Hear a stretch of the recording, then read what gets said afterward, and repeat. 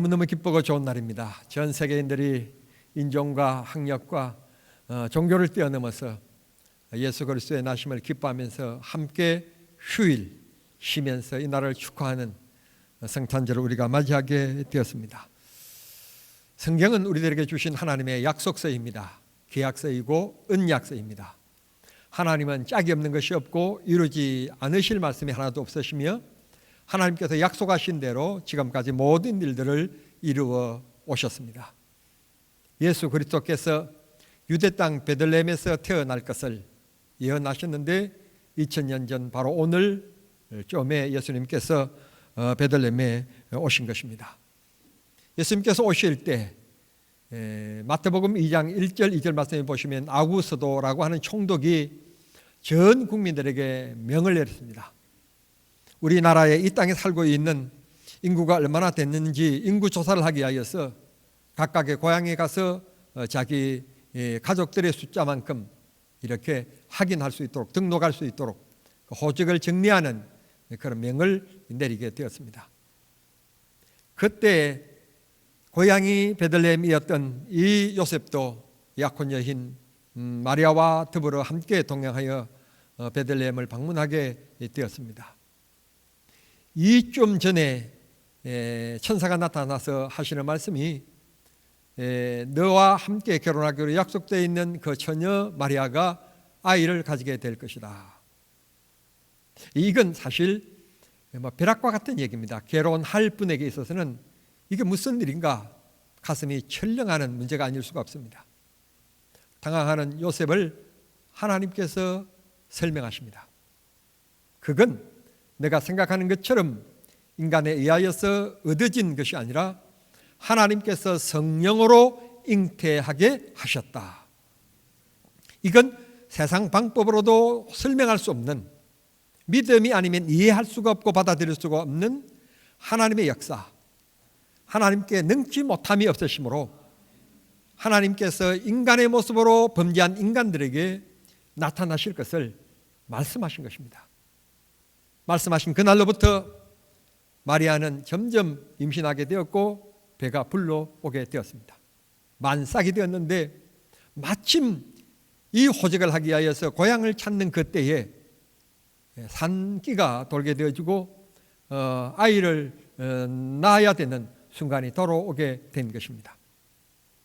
많은 사람들이 고향을 찾아와서 기쁨을 나누고 정을 나누는 그 시간, 예배에서 오신 분들에 의하여서 이미 숙박업소들은 다 만원을 하게 되었고 이 요셉은 잠자리를 구하지 못하게 되었습니다. 점점 산모의 고통은 심하여지게 되고 그래서 할 수 없이 마구간을 찾아 들게 되었습니다. 동물들이 살고 있는 이 우리, 냄새가 진동하는 곳, 그럼에도 불구하고 바람막이가 있기 때문에 그곳을 선택하여서 그곳에서 드디어 해산을 하게 되었다는 것입니다. 그 동네 이름이 베들레헴이고 그 장소는 동물들이 살고 있는 우리였다고 말씀하고 있습니다. 예수님께서는 가장 낮은 자리, 그리고 성경이 약속하시고 예언하신 그대로 한치의 오차도 없이 베들레헴에서 태어나시게 되었고 처녀의 몸에서 태어나시게 된 것입니다. 이 때에 한 사건이 벌어지게 되었는데 이방인들이 예수님의 탄생을 축하하며 찾아오는 손님들이 있었는데 오늘 성경 본문에 보면 동방으로부터라고 말씀하고 있습니다. 이스라엘을 중심으로 하여서 베들레헴을 중심으로 하여 동방이라고 그러니까 서방 그러면 그쪽이 지중해 쪽이고 동방이라고 그랬으니까 이쪽은 페르시아 쪽입니다. 그러니까 거리를 꼭 계산할 필요는 없겠지만 거리를 따진다면 비행시간으로 한 1시간 정도의 거리, 비행시간으로 1시간 거리의 정도, 그러면 여러분들이 이해하기 쉽게 설명을 드리면 서울 김포공항에서 이륙한 비행기가 제주도까지 약 1시간 정도 비행하면 제주도에 도착하게 되는 겁니다. 그러니까 그 정도의 거리에서 이제 페르시아에서 밤에 별을 보고 연구하고 있는 그 점성의 학자들이 그분들이 문득 나타난 별을 보고 이 땅에 틀림없이 왕이 태어나신다, 그런 확신을 가진 사람들이 드디어 찾아들게 된 것입니다. 예루살렘으로 별이 인도했습니다. 여러분 곰곰이 생각해 보십시오. 예수님이 태어나신 곳은 예루살렘이 아닙니다. 그들이 별을 보고 지금 찾아오고 있기 때문에 그 별을 인도하시는 분 하나님이십니다. 그렇다면 페르시아에서부터 그렇게 먼 거리에서 오고 있는 이 동방박사들을 인도하기 위해서는 별이 예루살렘으로 가서 다시 베들레헴으로 내려올 것이 아니라 그게 바로 직선으로 가서 베들레헴으로 가야만 했었습니다. 그런데 여기에 그쳐가는 곳이 있었는데 예루살렘이었습니다. 그 별이 예루살렘까지 가는 것까지는 우리가 이해가 되어집니다. 그곳에 가서 갑자기 별이 자취를 감추게 됩니다. 그러니까 동방에서 온 박사들은 생각합니다. 예루살렘에 왕이 태어났구나. 그래서 왕궁인가 보다. 그래서 왕이 살고 있는 왕궁을 찾아가서 이 땅에 태어나신 왕이 계십니까? 이 왕의 가문 가운데서 있습니까? 라고 묻게 되죠. 소동이 일어납니다. 하나님께서 베들레헴으로 바로 배를 인도하실 일이지 왜 예루살렘으로 갔었을까요? 성경 다음이 얘기하고 있습니다. 이 얘기를 듣고 헤롯 왕이 대제사장과 서기관들을 불러서 너희들은 구약에 이 왕이 어디에서 태어났는지를 예언한 것을 너희들은 알고 있지 않느냐라고 묻는 장면이 나옵니다. 그래서 제사장들과 서기관들, 헤롯은 그냥 두더라도 하나님의 정통적인 선민이라고 자부하는 그들이 이 땅 위에 메시아가 태어났다는 것을 하나님께서 알려주시는 것입니다. 그런데 성경에 그만 보면 이들이 예수님을 찾아가서 경배했다거나 예수님의 탄생의 자리에 찾아가서 축하를 드렸다는 말은 어느 곳에도 기록되어 있지 않고 나타나 있지 않는 것입니다.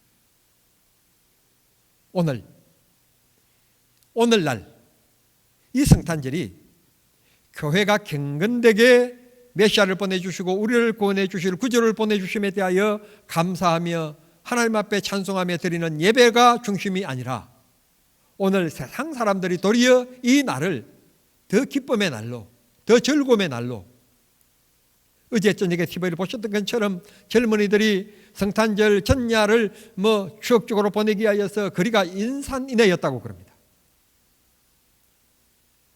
성탄이 교회 안에 성도들에게 알려져서 우리가 기뻐하고 즐거워해야 될 텐데 그들이 기뻐하고 즐거워합니다. 예수님이 이 땅에 왔다는 것을 알면서도 그들은 오늘 교회에 찾아오지 않고 예배하지 않으며 하나님 앞에 경배하지 않습니다. 오늘 하나님 앞에 부름받아서 성탄 예배를 드리고 있는 여러분들이 먼 길을 찾아온 동방박사들이고 동방박사들이 베들레헴에 찾아가 태어나신 예수님께 경배했던 것처럼 예배하는 여러분들이 오늘날 동방박사들입니다. 예수님이 이 땅에 태어나셨을 때 제일 처음 예배한 사람들, 그들이 동방박사들입니다. 오늘 여러분들의 예배를 하나님이 기뻐 받으시는 줄 믿습니다.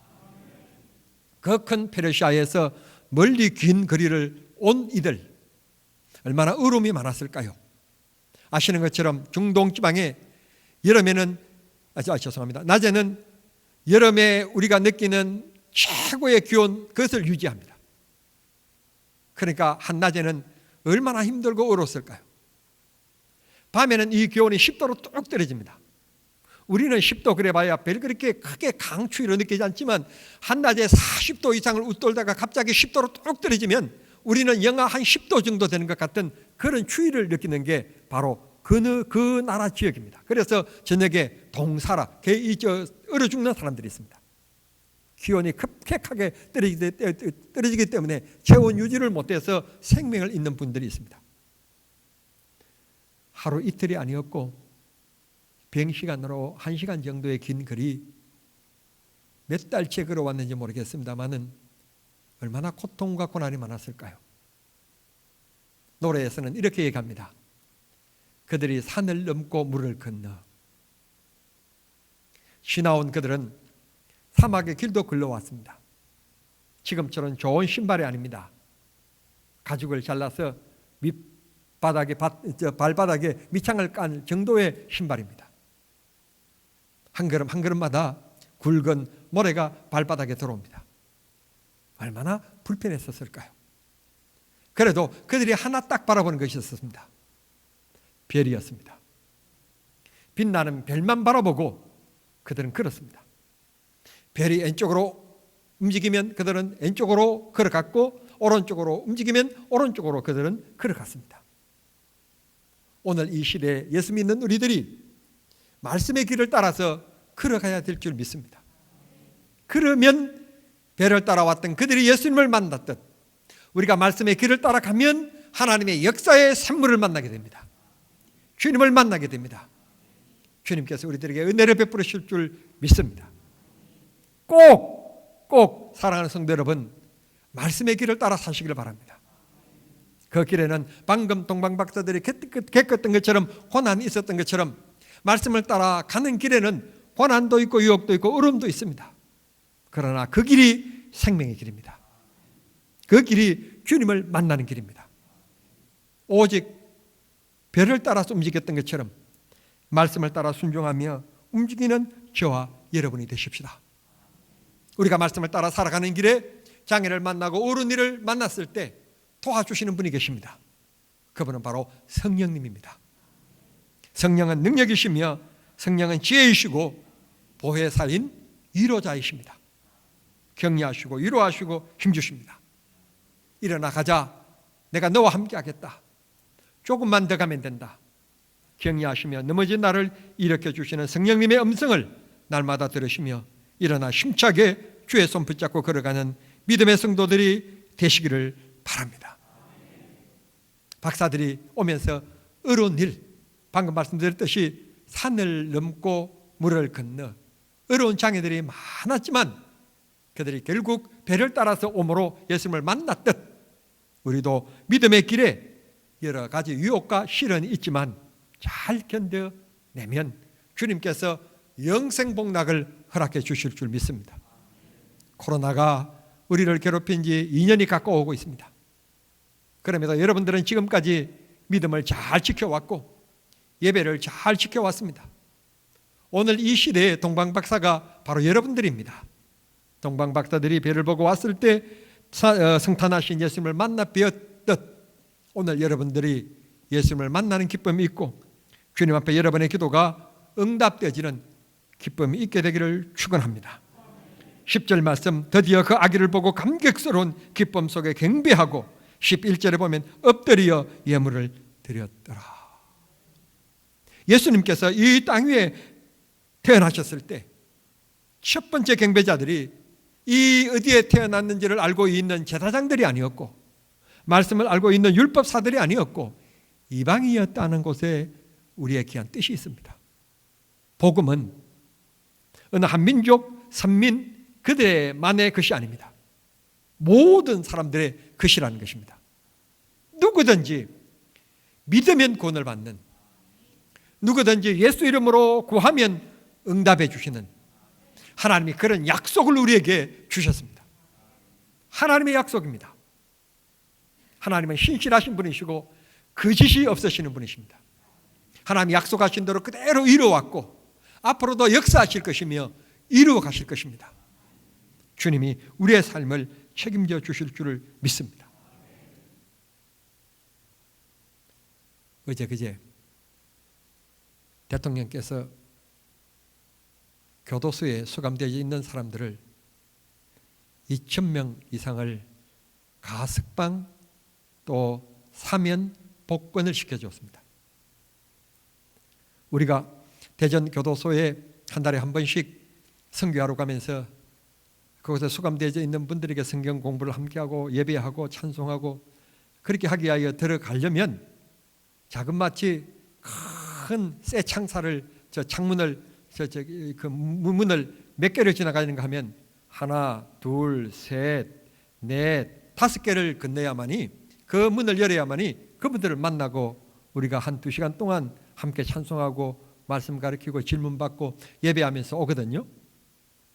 한 번 갔는데도 우리가 싹 들어가고 나면 문이 싹 닫히는 그 쇠 소리가 난 수감자도 안 했는데도 불구하고 갈 때마다 좋은 소리는 아니에요. 그 소리가 좀 뻑뻑한 소리, 막 한번 닫히면 안 열릴 것 같은 생각, 그런 막 소리가 쓱 하면서 딱 닫힙니다. 그곳에서 오랫동안 수감 생활 하시는 분들 얼마나 답답할까요? 얼마나 힘들까요? 그런데 대통령께서 보십시오, 잘 들으십시오. 사면 복권을 시켰습니다. 어떤 분에게는 추징금 얼마, 벌금 얼마 이렇게 했는데 이제 사면 복권이 됨으로 해서 그 150억을 안 내도 돼요. 이제는 자유민이 됐어요. 투표권도 있어요. 국회의원에 출마할 수도 있고 대통령에 출마할 수도 있어요. 완전 정상인으로 회복된 것입니다.